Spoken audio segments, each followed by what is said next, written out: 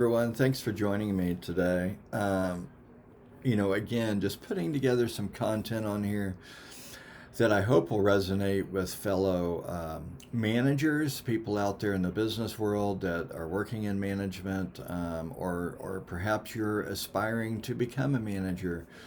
And that's some of the content I hope to put on this channel over time.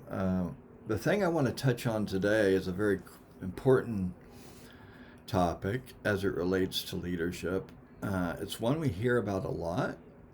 It's another one that's I think challenging to to become to master, right? The this and that's difficult conversations. So we've heard a lot about this, particularly in leadership, having those difficult conversations. And they're required, right? It's part of leadership. If you're a leader of people, um, inevitably you're going to be put in a place where you need to have difficult, honest conversations with staff. And let me just give you an example, common example, right? One of your staff is not performing up to par, and there's been concerns brought to your attention. Perhaps you've noticed it as part of the data and metrics that your team and staff use. Perhaps it's more personnel related, and you need to bring in HR to consult and to get guidance. But ultimately, you know, going with kind of that former example, someone that's underperforming over a period of time, it's important, right? As part of that, your supervisor to be able to meet with that staff person, and and especially initially, those difficult conversations aren't particularly difficult because you're meeting with that person frequently, and you're bringing this topic up, right? So you're showing them, hey, here's my concern. Here's kind of where the performance issues are. Um, and it's best if you can have data to maybe not calling out specific people on your team, but maybe just as a metric to show kind of a benchmark for how the team's performing, and then show that staff person, right? Like, here's the team, here's kind of where you're at. And ultimately, I'm meeting with you because I want to work with you to bring you up to par.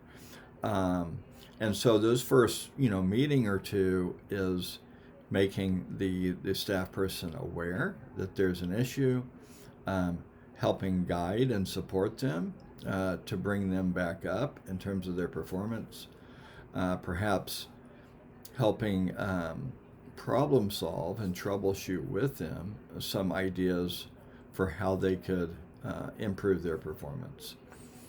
Now, fast forward a month or two, that performance still hasn't improved. That's when the conversations do indeed get more difficult, right? Because perhaps you're having to, you've exhausted kind of the support, the guidance, the mentoring part, and now you have to look at other other things that could include, a performance improvement plan that you're meeting with the staff person on. But what I will say about difficult conversations is, one, don't be afraid to have them.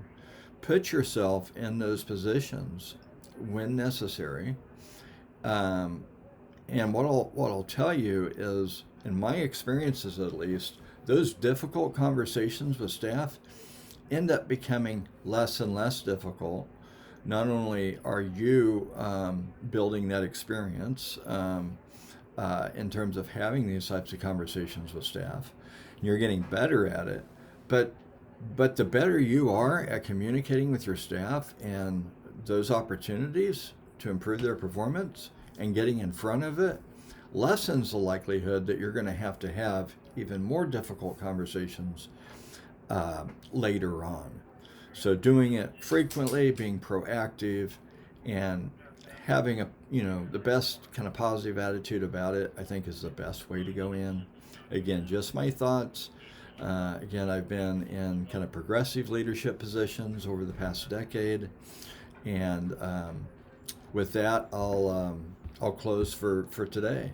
Feel free to share your thoughts, and would love to continue these discussions with viewers. Thank you.